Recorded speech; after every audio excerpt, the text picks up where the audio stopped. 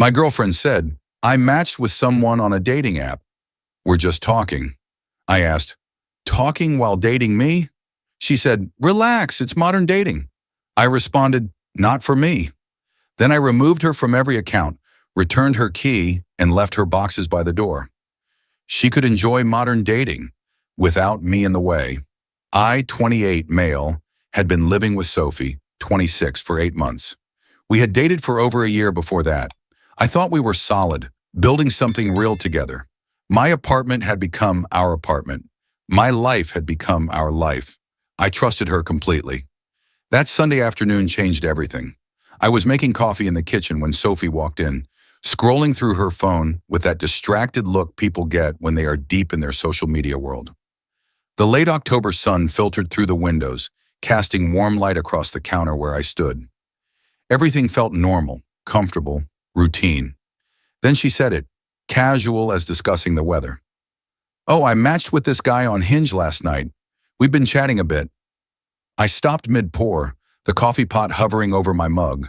For a second, I thought I had misheard her. I turned to face her, searching her expression for some sign this was a joke. Wait, what? I asked. You're on dating apps?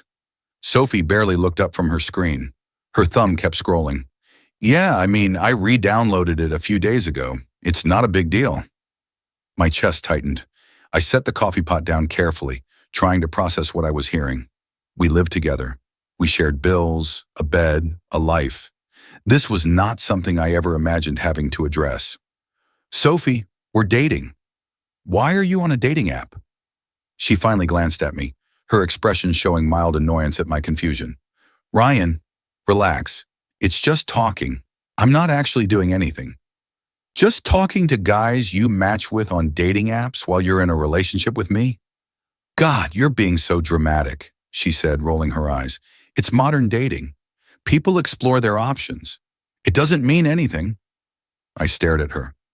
The Sophie I thought I knew would never say something like this.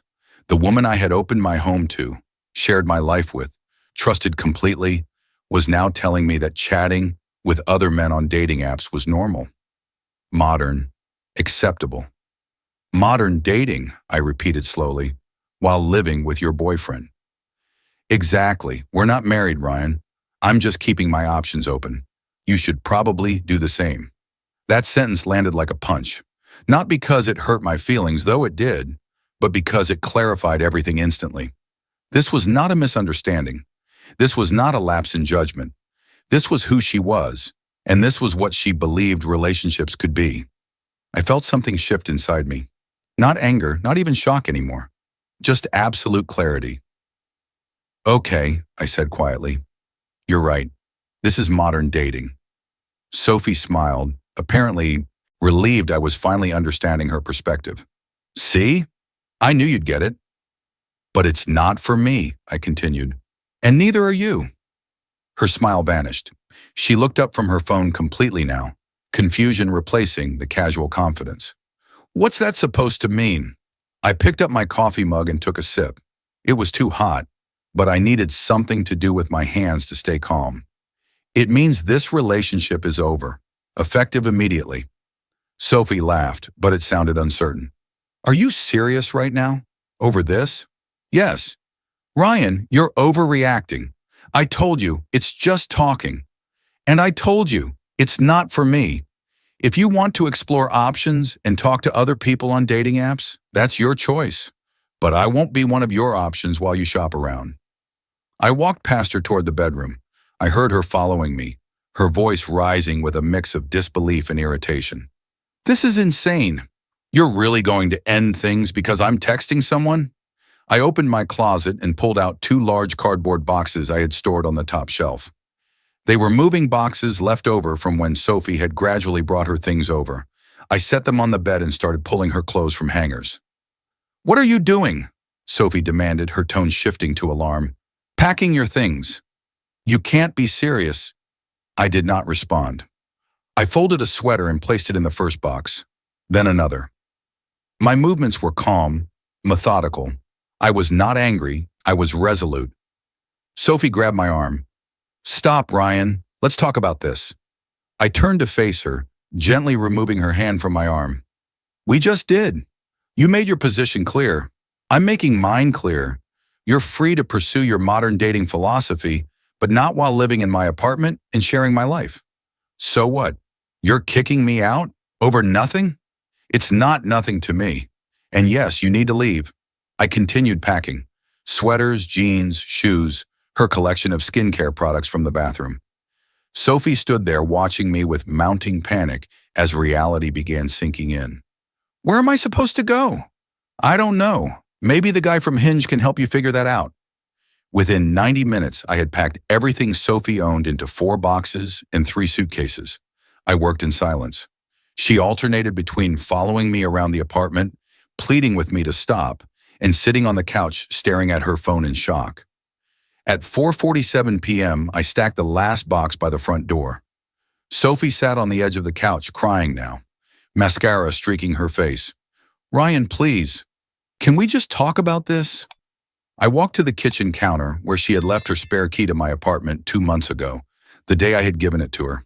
I picked it up and held it out. I need my key back. She stared at the key in my hand like it represented everything crashing down around her. You're really doing this? Yes. The key, Sophie. She reached into her purse with shaking hands and pulled out the keychain. She fumbled with the clasp, removing my apartment key. When she handed it to me, her fingers lingered on mine for a moment. Where am I supposed to go? She asked again, her voice breaking. It's Sunday evening. I don't have anywhere lined up. You should have thought about that before you decided our relationship was negotiable. I walked to my desk and pulled out my laptop. I opened my banking app and began the process of removing Sophie from every shared account. She had access to my Netflix, my Spotify family plan, my Amazon Prime, my Hulu. I scrolled through each one, clicking Remove User with clinical efficiency. What are you doing now? Removing you from my accounts. Ryan, don't. You wanted to explore your options. I'm making sure you have complete independence to do that. I pulled up my phone's settings and checked my subscriptions. Spotify family plan? Changed. Netflix changed. Hulu changed. Disney Plus changed. Even the YouTube Premium family subscription I had added her to. One by one, I revoked access. Sophie stood up, walked to the pile of boxes by the door, and seemed to realize for the first time that this was actually happening. She was actually being removed from my life, piece by piece, in real time. This is cruel, she whispered. No, I said, looking up from my laptop. Cruel would be letting you think this behavior was acceptable. Cruel would be staying in a relationship where my girlfriend thinks being on dating apps is normal.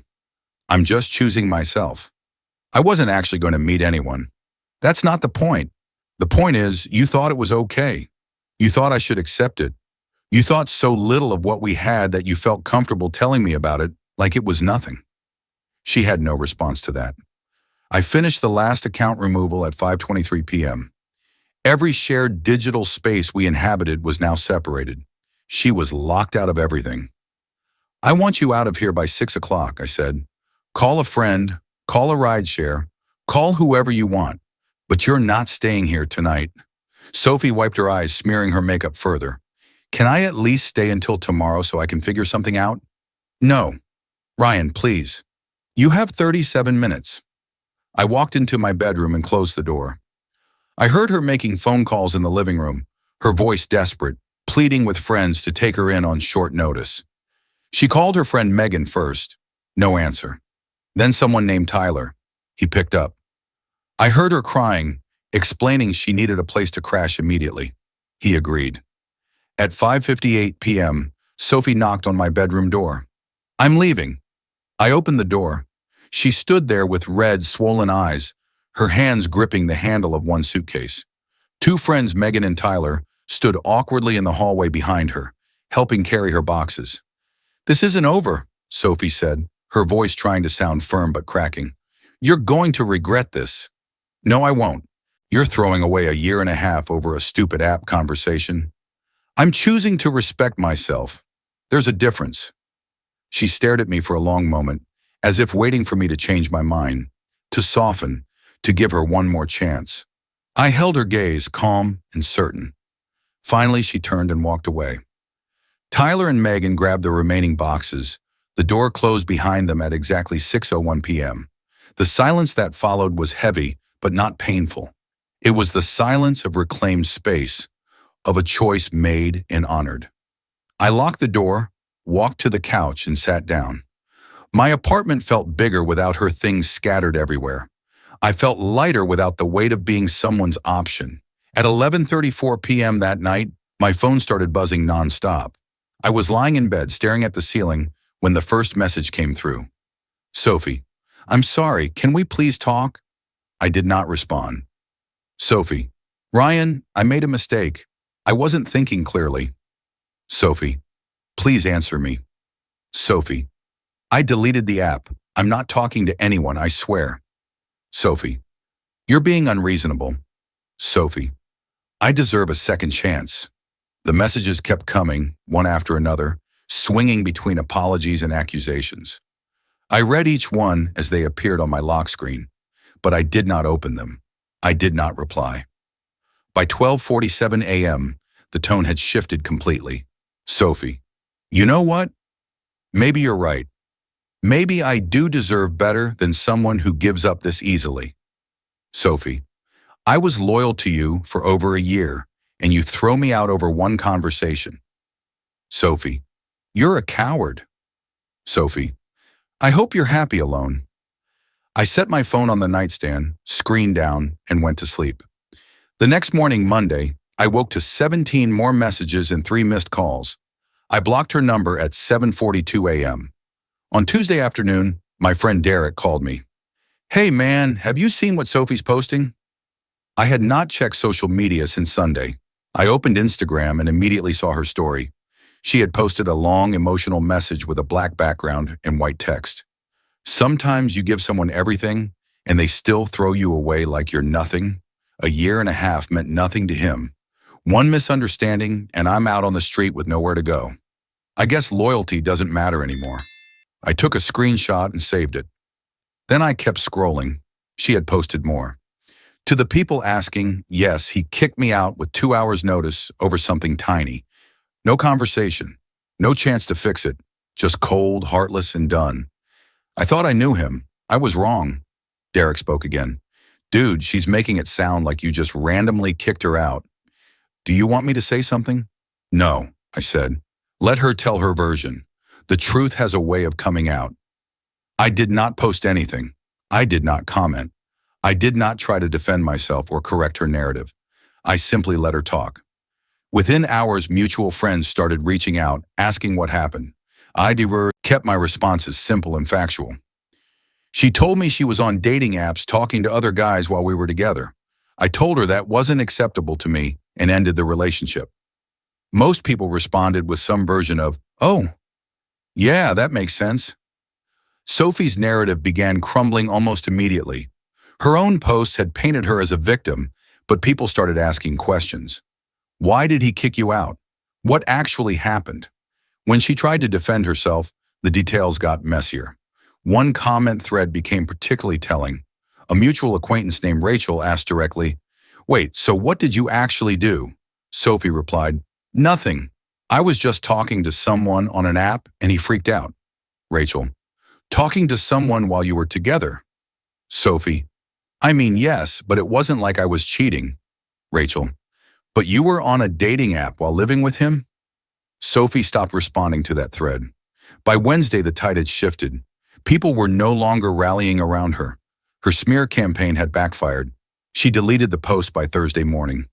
On Friday evening, I met Derek and 2 other friends, Jake and Lisa, for drinks. It was the first time I had gone out socially since the breakup. They all knew what had happened by now. Honestly, man, I respect how you handled it, Jake said, raising his beer. No drama, no yelling, just done. Clean. Lisa nodded. Sophie called me on Monday trying to get me to talk to you. She wanted me to convince you to take her back. What did you say? I told her I wasn't getting involved. But between us, she's always been a little selfish. I wasn't shocked when I heard what happened. Derek leaned back in his chair. The crazy part is she actually thought you'd just be okay with it. Like she genuinely believed you'd accept her being on dating apps. She did, I said. She called it modern dating. Jake snorted. Modern dating is meeting someone on an app. It's not staying on apps after you're already in a committed relationship living together. Exactly, I said. And the moment she said that, I knew we were done. Not because I was angry, but because we clearly had completely different values. Lisa sipped her wine and then looked at me carefully. Can I ask you something? Do you miss her? I thought about it, honestly. I miss the version of her I thought she was, but that version apparently never existed. So no, I don't miss who she actually is. The table went quiet for a moment, the kind of quiet that happens when someone says something painfully true. That's healthy, Lisa said finally. You're going to be fine. 2 weeks after the breakup, Sophie unblocked me and sent a message through Instagram DMs. Ryan, I know you blocked my number. I need you to hear me out. I made a terrible mistake. I was stupid and selfish, and I took you for granted. Please give me one chance to talk in person. Just coffee. That's all I'm asking. I stared at the message for several minutes. Part of me, the part that had loved her for a year and a half, wanted to believe she had genuinely realized what she lost. But the stronger part, the part that had walked away with self-respect intact, knew better. I typed a response. Sophie, I appreciate that you recognize you made a mistake, but recognizing it doesn't undo it. You showed me how you view relationships, and I believe you. We're not compatible. I wish you well, but there's nothing to discuss. She replied within seconds. Please, I'm begging you. I deleted all the apps. I'll do whatever it takes. You shouldn't have to delete apps to not betray someone's trust. That should be a given. The fact that you need to promise me you'll stop doing something that should have never been an option shows we're not right for each other. You're being unfair. People make mistakes. Yes, they do. And I'm choosing not to ignore this one. Take care of yourself. I blocked her on Instagram. It has been 3 months since I walked away from Sophie. In that time, I have learned a lot about myself, about boundaries, and about what I will and will not accept in relationships. I heard through mutual friends that Sophie moved in with her friend Megan temporarily, then eventually found her own apartment. She apparently went on a few dates from the apps, but nothing serious came from any of them. According to Lisa, Sophie admitted to her a few weeks ago that she regretted how everything went down. She said she didn't realize what she had until it was gone, Lisa told me over coffee last week. She called you the most stable relationship she ever had. I nodded but said nothing. Do you ever think about reaching out? Lisa asked carefully. No. Not even a little? Not even a little. I meant what I said.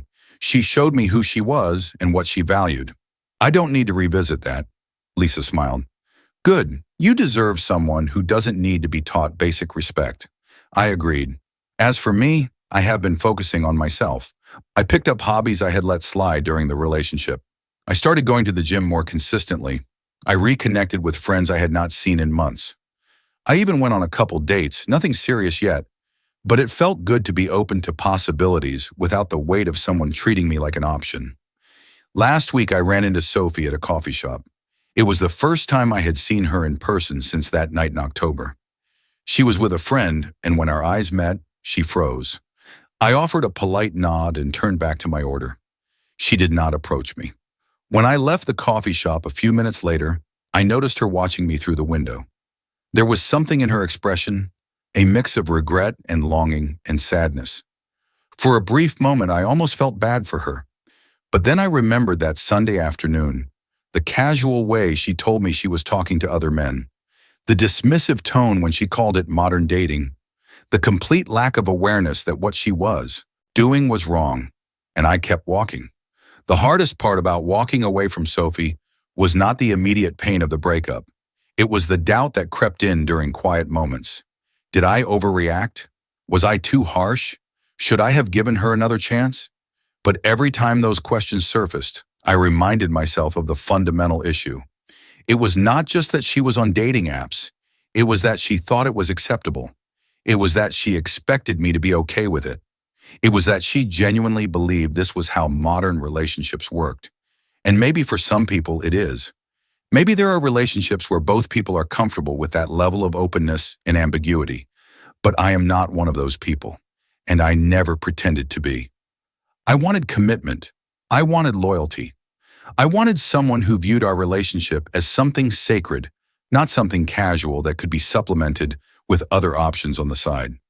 Sophie did not want those things, or at least she did not value them the way I did. And that is okay. People are allowed to have different relationship philosophies, but I am also allowed to walk away when someone's philosophy does not align with mine. What I learned from this experience is that self-respect is not about punishing someone else. It is about honoring your own boundaries, even when it is hard, especially when it is hard. I did not kick Sophie out to hurt her. I did it because staying with her would have hurt me. It would have sent a message to myself that I was willing to accept behavior that violated my core values just to avoid being alone. And I refused to do that. Derek asked me a few days ago if I thought Sophie would ever truly understand why I left. Probably not, I said. At least not anytime soon. She still thinks the problem was that I found out, not that she was doing it in the first place. Do you think she'll change? Maybe, but that's not my responsibility. My responsibility is to protect my own peace. And I have. My apartment is still mine. My life is still mine. My energy is no longer being drained by someone who saw me as one option among many. I do not hate Sophie. I do not wish her harm. I simply wish her a life that aligns with her values, far away from mine. As for me, I am building something better. Something grounded in self-respect, clear boundaries, and the understanding that I deserve someone who does not need to be convinced that loyalty matters. Modern dating can mean a lot of things to a lot of people. But for me, it means finding someone who values commitment as much as I do. Someone who does not see our relationship as a placeholder while they browse for upgrades. Someone who understands that love is not about keeping your options open. It is about choosing one person and honoring that choice. I chose to honor myself, and I would make that choice again, every single time.